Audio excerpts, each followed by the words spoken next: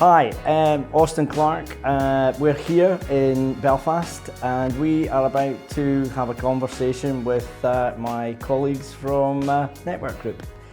We're about to go into our next session called Lean Back Whilst We Lean In, where we're going to have a conversation, get some feedback and get the pulse of what's happening in our community. So today I'm going to introduce you to my three guests who I've got here. I'm going to ask you to give me your name, give me a little bit of background, elevator pitch of you and your business, and let's have a good time. So, over to yourself, Chris. Start with me. So my name's Chris Pottrell. I'm the MD of Nebula. We're based in Bristol in the southwest. We're a team of 19 now.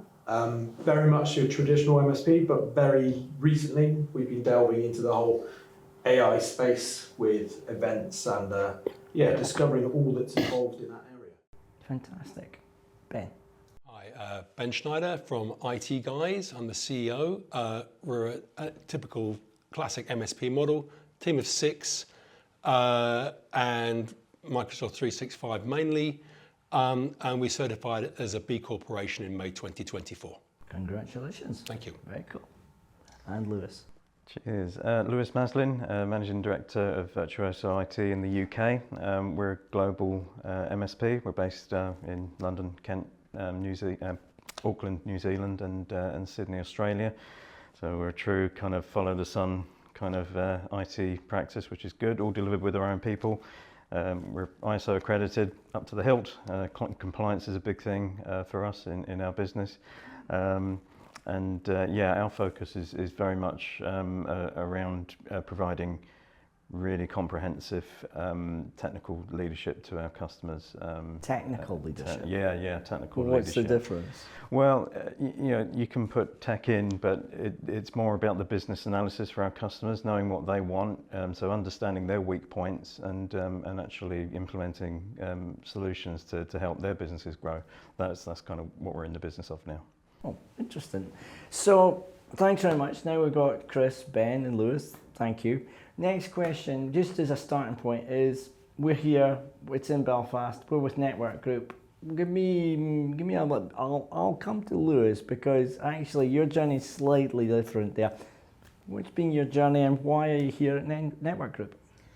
Well, I was previously with Network Group over 4 years ago with another company, and the decision with Virtuoso to come back into Network Group is, for me, it was a no-brainer. I spent previously a lot of time talking to people like yourselves, and I love sharing knowledge, with my peers in the industry, and I think if it weren't for the Network Group, I think.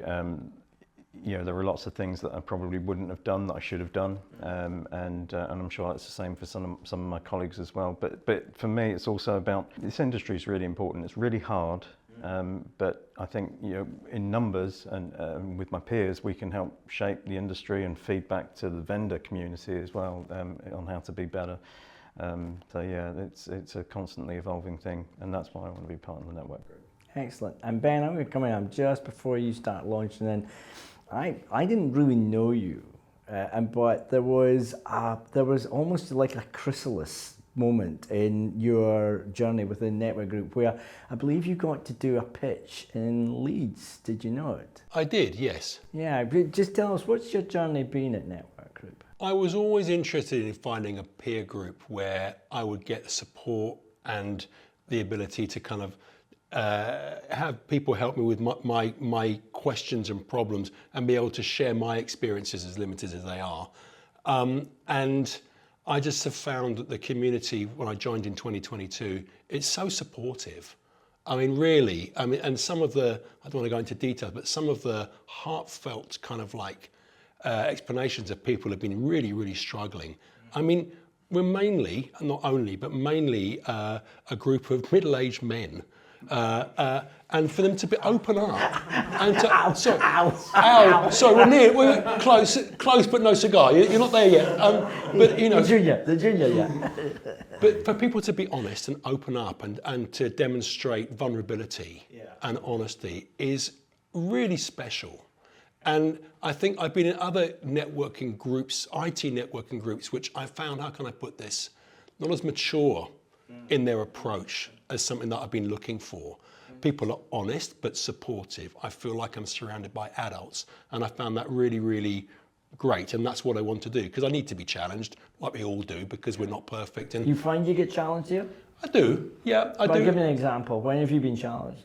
Some of the people that I'm in contact with, like, Ben, why are you offering this free thing in your stack? Why are you offering this free thing in your stack to your clients? You told me what your financials are. What are you doing? Yeah. So it's kind of like reality checking.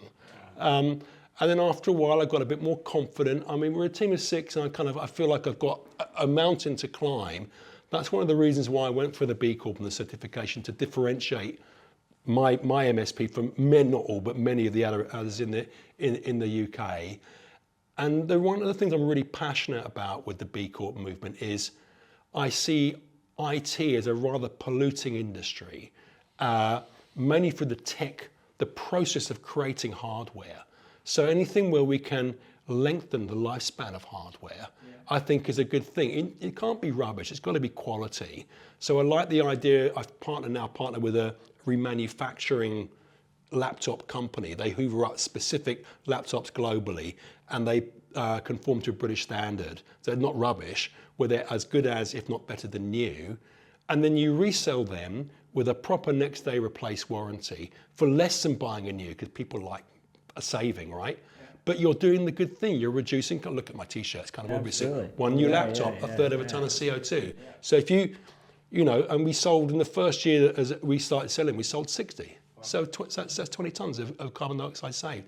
And what I wanted to do in the session in the network group is to say, look, we as a community have the opportunity to influence our clients to get onto the path of sustainability. Yeah. I'm not an evangelist saying everyone should be a B Corp. You do sound like a bit of an evangelist, you know what I mean? I'm very passionate. I only asked you to come upstairs 10 minutes ago, look at your t-shirt, my goodness.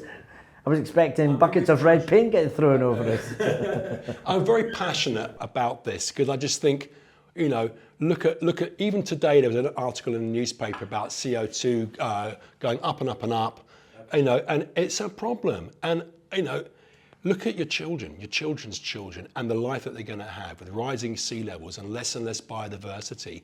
And I can't sit here and do nothing. I just can't do it. Well, we commend you. That's very cool. Thank you. And to the youngster in the group, imagine being called middle-aged at this stage. Oh my gosh. Not yet. When did I? So I'm 2.5 years in, I think. Mine kind of started. So you guys are probably about like, over the years, you run an MSP, it can be quite a lonely place if you don't have a leadership team, you don't have board members, you're not VC, there's no funds, there's no one looking at you. Absolutely. So I kind of bigged myself up to go to Washington for a data event, and I could hear this Essex accent. It was Perry. Oh gosh. And I got involved with those guys, and it was great to like socially interact with them. And they kind of invited me down, and came down, and you just, like you said, you realise that you can share problems you have.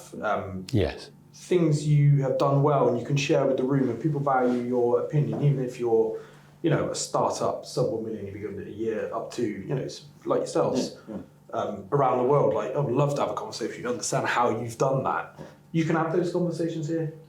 Bristol, especially, probably the last 10 years, MSPs don't communicate with each other. It's quite closed. Really? Yeah, I find that always curious. Why is it? Why do people clamp down? I don't get it. And so it's quite refreshing to come into a space where everyone's kind of like, it's open book. Even to financial level, some people are quite open. They'll talk to you about it and say, this is the challenge. Yeah.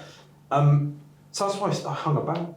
So you've just been hanging about for the past 2.5 years? Yeah, something to do. It's quite a safe space, actually. It's a safe space. Yeah, definitely. And for all sorts of things, even down to, I think you mentioned it being a bit sort of humble, vulnerable, even with your colleagues in the industry. Sometimes when you're not sharing with you don't want to share your problems with your teams, do you? But you can share them with your colleagues who've almost certainly been through those sort of same challenges. Often a problem that's vocalised. Yeah. It's funny, we were sitting down in the room there, and there was a couple of people, Jez Nolan stood and said, he'd had some client issues, And then somebody else stood up and said, I've had some client issues as well. And all of a sudden you don't feel as if you're the odd one out. Actually, there's stuff going on. So it's good to hear. Let's just move on the conversation, because when we were speaking earlier, is we're all speaking about building our organisations and building our teams, and we just discussed it. Yourself, Chris, and Lewis, and myself, we're all using a tool called Traction, EOS, Entrepreneurial Operating System. There you go. There we go. And you mentioned earlier you're using a different tool. What's that called? Well, it's the B Corp system. You know, it's not a system, but it's a way of working. And to become a B Corp, certainly historically, you had to get a questionnaire of multiple points about how do you deal with your staff. What does the B stand for? Better. So you're a better corporation than the rest of us. Well, that Better just business. says everything. The concept is doing business well, and it's about treating your employees well, treating your clients well, treating the community well, all right. treating the planet well. Let's just delve into that, because you've just stolen my thunder on the next question. Oh, which sorry. That brilliantly leads us into this next conversation. So, guiding principles. You just started speaking about guiding principles. So, look, I'll start with yourself, Ben. Guiding principles, B Corp, what are they? Well, for me and for us, it's being honest, being authentic, being clear, genuinely wanting to support and protect our clients, making sure that we make profit so that we can be impactful. And what I mean by that is giving back to the community, doing good things, talking about, being evangelical if you want, about things which I believe are important. We always partner with a charity client and provide pro bono consultancy. Okay. Not the tools, they've got to pay for the tools, otherwise I just think they see it as a free ride. But the goal here is to identify an organisation that we feel has an affinity with what we do, and give them help and support and guidance to get them to good. So remind me again, sorry to button in, remind me again, your guiding principles are honesty, authenticity, integrity, and treating our clients well. And that makes a big difference to you? It makes me feel clean, pure. No, not clean and pure, but it makes me feel good. It makes me feel I'm doing the right thing. I feel dirty. Sorry. When he says all that, I'm going, you know what I mean, I'm not quite. I couldn't live with myself if I didn't do those things. You know, it's the difference between right and wrong. I'm a very kind of heart on sleeve kind of person. Yeah. I don't lie very well because it's, I want to be honest. So I'm a transparent person, and I just think I want people to treat me how I treat them. And it's about respect, and I think it's very, very important. And again, I want clients to respect me because I'm going to give them honesty and integrity and service and listen to their problems. Yeah, Chris? I think the guiding principles took a little bit longer, and you've touched on it. I think we've ended up in a place where a lot of what we do, a lot of the decisions we have, a lot of the team that we recruit is around our community. Whether it's, we're from a town called Chippensauber, it's quite a small place, but we align with that charity every year. We picked nationwide charities and kind of felt, actually, Chippensauber Bristol kind of looked after us as an organisation. So we're always trying to, help STEM groups in schools, the local football teams, the girls' rugby teams. That charity that we align with looks after underprivileged kids. Yeah. And you realise, actually, by you being aligned to it, your team kind of follow it, and then you start recruiting the right people, and they're aligned with, we basically said, look, you can volunteer as much time as you want to the organisation that we align with. And it's not a challenge to get people to volunteer. They're gone for days, and they're taking kids out on canal boats, golf trips. Yeah. And then the rest of everything follows, like how we communicate with our clients, trying to build a community of clients that are aligned with how we want to do business. Yeah. I think originally we were kind of very focused on running a business. This kind of happened over 10 years. So now it's a lot easier to go, these are our principles, these are our values, this is how we operate. Now we're finding the right type of clients, the right kind of staff. So you're using your guiding principles as means to actually go and build and find your clients? Absolutely, yeah. I think if your clients aren't aligned with your principles or values, or say willingness to align with B Corp or sustainability, they're not the right client for you. Same with staff, same with team. I agree. Interesting. Lewis, I think you said earlier, it's a big focus of yours. Yeah, it starts with culture. Obviously, we're all in business to make money, and that's we have to. But the great thing about that is if we can be the best business we can be and support our staff and the culture and for the staff to be the best they can be, then everybody wins in that scenario. So what are some of your guiding principles? Certainly on a personal level, in terms of creating the culture that wanted in the organisation is first and foremost to look after the people that are kind of working for you first, because that will pay dividends. The customers will feel the benefit of that. If your team are happy and that they've got a smiling face when dealing with customers, it makes such a difference. But being professional, being respectful to one another is something that's really important to me at all levels. It doesn't matter whether in my position or whatever, and everybody at all levels should be respectful. And the other thing is just developing that culture of everyone kind of having one another's back. So not having people that are sitting to the side and that's not my job, or seeing someone in trouble. And we encourage a culture where people actually put their hand up and say, "Look, I can see my colleague's struggling over there. I want to go and help them." And we've achieved that through certainly everyone being together in the office. Have you got some examples of how you've created that team culture? I mean, what kind of things have you tried anything? There's some things that maybe you could tell the audience about? Yeah, so I think kind of one of the things was after COVID was kind of getting people back into the office, and that was difficult. Challenging. Right? And when you're hiring people, there's a plethora of jobs out there that are hiring for remote people, but remote people in our experience felt isolated and not included with the rest of the team. We tried to include them as much as we could, but ultimately being face to face, especially for young people, was really important in terms of their learning and development. What's the difference there? What do you find the difference with young people? I mean, this is young, but you're probably really young. You're saying I'm not young. You said that, and I said, wow. I think younger people getting into their careers now have kind of used to the idea of being able to work from home, but actually, we've proven through data analysis alone that they're not developing in their careers, and we're all about developing careers to feed back into this industry as well, not only to deliver great service to our customers, but there's a lack of quality in the industry that we feel we can help address, because we set up an academy. You set up an academy? Yeah, an academy. So what's that? So we have a division of our business that deals with like co-managed kind of support scenarios, but at a kind of an L1 level. So we built a team there where we bring sort of fresh people, either graduates or people coming out of school, or even people wanting to change career paths. And we sort of bring them in fresh, and we take them through a whole program. We've got a whole program mapped out. It's almost like our own apprenticeship scheme. You and I need to have a conversation off camera, because we've been running an academy up in Edinburgh, but we probably need to get some of your guidance. So it's an interesting one. So what I'm going to do is I'm going to pivot a little bit, because there was a conversation we were just speaking earlier. So we're going to change tact a little bit. I am very pleased to say that this has been an amazing event, by the way. We've had we had Rob Bufano here from SLI, then Rob Ray flew in from America, came into Ireland this morning at 8 AM, and was here on stage in Belfast. It was quite a coup, and we're very pleased to have been able to get the opportunity to introduce them to the group.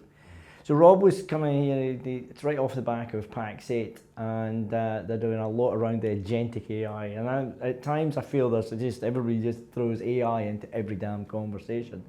But we are coming into a different era. There's a real change. I'm personally feeling, and Ben, you're agreeing, you're seeing that, and I think we all are. But here's the young man here, and you've just come off the back of doing an AI. Can you tell us a little bit, an AI workshop, or was it an AI discussion? What was it? You just did something. Yeah, so it's every year we've always trying to, and this is actually an idea kind of borrowed from PAX 8 and Rob Ray, is we try and do a flagship event, and it's always quite agnostic, vendor agnostic. It's just about education, and historically that's always been about cybersecurity, things that clients or the room don't necessarily want to hear, but they do need to hear it, and they do want to be educated on it. And similar to how we're all learning and being exposed to AI, we say like we have to do this to our clients, so they're learning around it, about AI in all these different ways. Whether it's You guys are now all AI experts. Your company's an AI expert company. We're so transparent to clients to say that this is so new that what we could be an expert in now, next week won't exist. Yeah, it's moving very quickly. You were seeing all that? Yeah, it's certainly the challenge is the fact that our customers are asking more and more questions about it, and you need to answer those questions, so to knowledge yourself up with as much. I think this is what you were trying. We tried to structure this day kind of in TED Talks. So we had this kind of guiding path where we're trying to take people from like fear to fluency. Fear to fluency. And we kind of assumed they're going to want to be in the fluent part. No, we were wrong. They wanted to spend more time in the fear element. Oh, really? The questions that we were kind of getting was, we had to adjust the day almost because everyone in that room was at different points. Oh, sure. People believed they were quite fluent in ChatGPT or Copilot, or didn't actually realise which version of Copilot they had. Yeah. We wanted to be talking about, agents and the agentic inflection point and all this sort of fun stuff down here. But in reality, actually, that was too far. That was too advanced. So we kind of changed tack to just see if we can bring people as high as we can by like 2:00. Right. So they understand what we're about to talk about. Yeah. So we just tried to give them the confidence to leave the room to try AI. Okay. To take the people who wouldn't even believe it would have any impact on their business to just open ChatGPT and run some prompts. Right. So we sent them away with some prompts, and the feedback we've got is like, oh, okay. I can see how this might be beneficial. Yeah. And those are the conversations we're trying to drum up and understand where we can understand our clients' businesses a little bit better. Not just from that IT layer, now it's like a business process. Business process. Are we seeing that? Is that Ben? What I'm seeing is a huge amount of hype around AI. AI can change your socks and make your tea and all this kind of clearly impossible stuff. Wow. There's a mindset shift which I think needs to happen. Unlike, I don't know, an email system or a database, our AI is a blank piece of paper. What is it that you want it to do? Yeah. Well, I don't know. Well, what problems do you need to solve? Well, I don't know. Well, let's have a look at your business. What do you want to know? Well, what are the processes? What are the workflows? What are the things that are taking a long time? What are the things that you would see value in shortening or making faster? Will that work? Proof of concept. Then it's an interesting point. And then the client sees the value because they are going to be more efficient, they're going to save time, be more productive, and ultimately make more money or something. And then it's not about sacking people, it's about redeploying people to do the thing which the human needs to do. Yeah. It's augmenting that. Augmentation. And I guess for us, we want to be the guide, but we need to communicate that. I'm very curious, I want to ask you about your webinar. We're about to put a webinar out next month where we're going to say, this is what we're specifically doing. And we're making like an AI agent for account management, just something specific. And the idea is, this is how it gives value to us. How could you, and to spark and kind of incite that kind of like, oh, now I get it. Now I can see the value of that. Because otherwise it's just a buzzword, it's a thing. Yes, you can shorten, you can write your articles very quickly and the summary and the better constructed email sentence, but are you going to spend tens of thousands of pounds or hundreds of pounds on a Copilot Pro license just to do that? Yeah. Is it worth it? I think the definition of AI is kind of misunderstood as well, because people see it as automation. So they've been around 20 years. Yeah. It's not new. No. It's something you can then layer on. And I like what you said about Nebula. We've been trying to deliver this AI solution and aligned with our values. So the ethics of AI come into it. We're not seeing it as something that's going to like displace your whole team. We would like to see it augment or complement. So if we can give you 10 minutes a day back, what would you do with it? Yes. That kind of conversation. But just to add to the whole point about customers and how we're approaching it with customers, that You've got to learn to eat your own dog food first, and you know, Drink your own champagne. But yes, exactly. You can't advise customers if you're not doing these things yourself properly. I agree. So that's where it's got to start, and then you know, customers just want to know. You know, how can I best use this to benefit, you know, my staff and my business? And then once us as technical leaders, going back to that technical leader point, it's our job to know what good looks like for our customers in AI, and then clearly communicate that.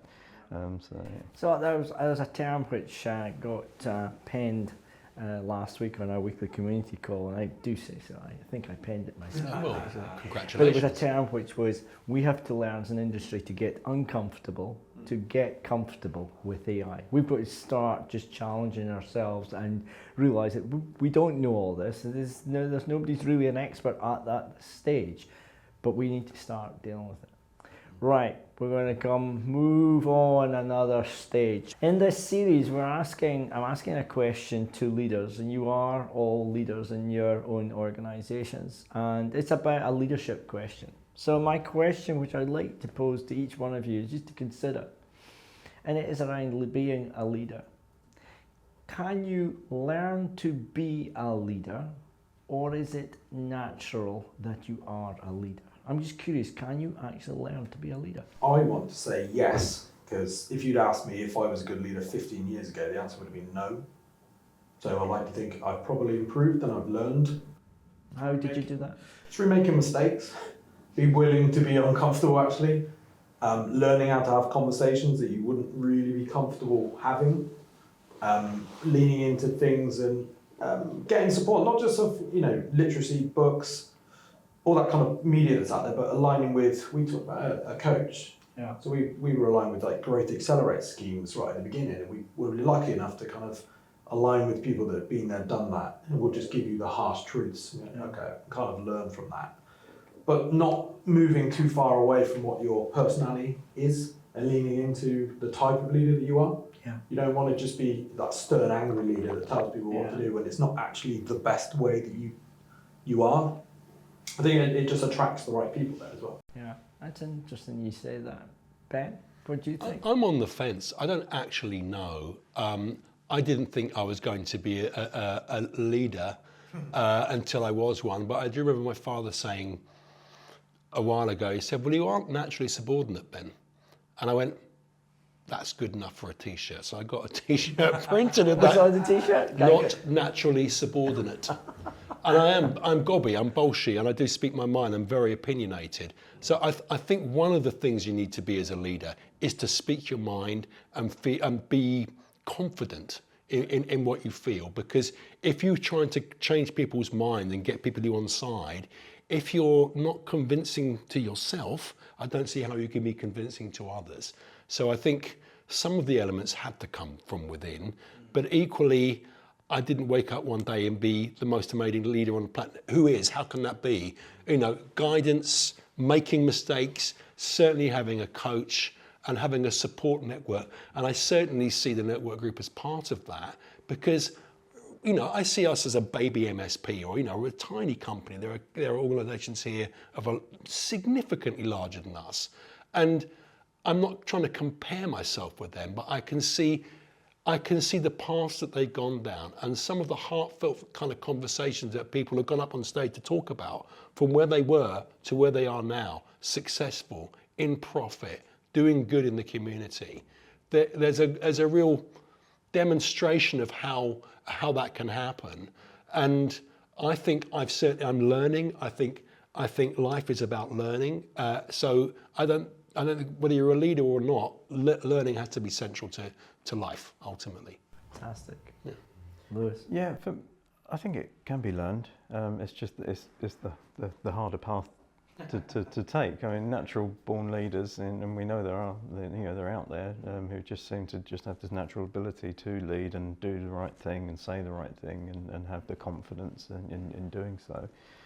For me, in my journey, I didn't plan to become a leader or as a techie. My journey was actually starting in the post room of a big law firm and then hanging around in the IT department in the evenings and making a nuisance of myself before they said, "All right, we'll give you a job." Give him a job. That's how I kind of got into IT, and then I thought, oh, I'm just going to have a technical career, but I just accidentally fell into leadership role. But then whether I wanted to be a leader or not was still up for debate with myself.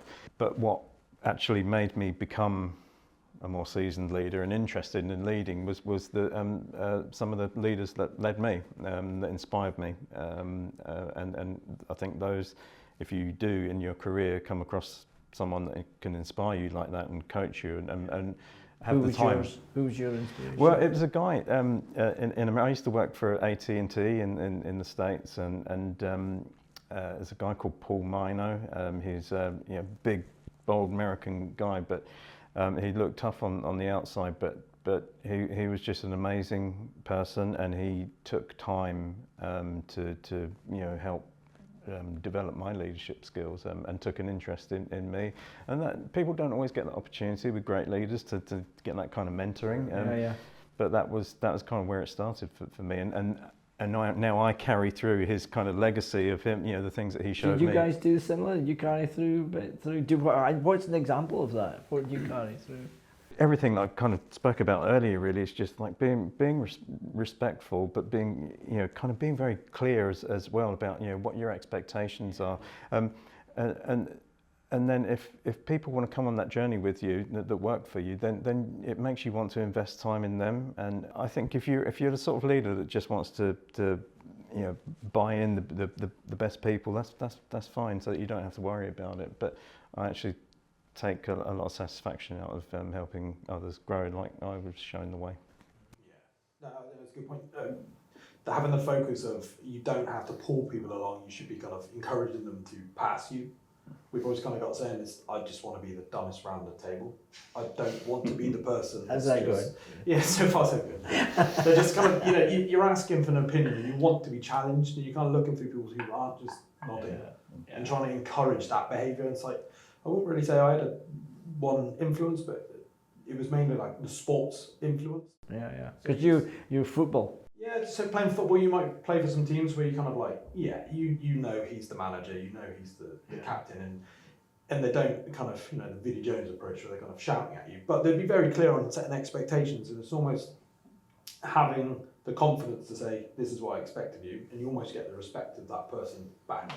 Where sometimes I think mistakes I made was I was too relaxed. I wanted to make sure everyone was happy. You're a bit more chill then. Yeah, which didn't work. I was too relaxed, and It's getting the balance right, isn't it? Yeah. You can have that, but it's I think being a people pleaser, I think I've been guilty of that in the past, and actually, it doesn't work, and I end up frustrated.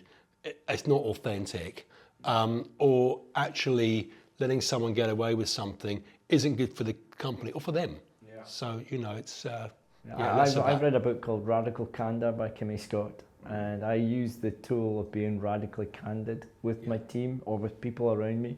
Sometimes you get to say things which might be awkward to say, but if you do it authentically and you actually mean well by it, I'm going to give you some. And I get feedback as well. I said this last week. I have broad shoulders. I don't get things right all the time, but tell me, and I'll try and be better. Yeah. Guys, thank you very much. This has been and I'm sorry, I'm going to wrap it up here. So as we wrap up, what I would like you to do is individually to the audience, I'd like you just to say who you are, how they can get in contact with. No mobile phone numbers, please, because you just never know what's going to happen out there. But just give me how can people get in contact with you, and if they do, they can reach out.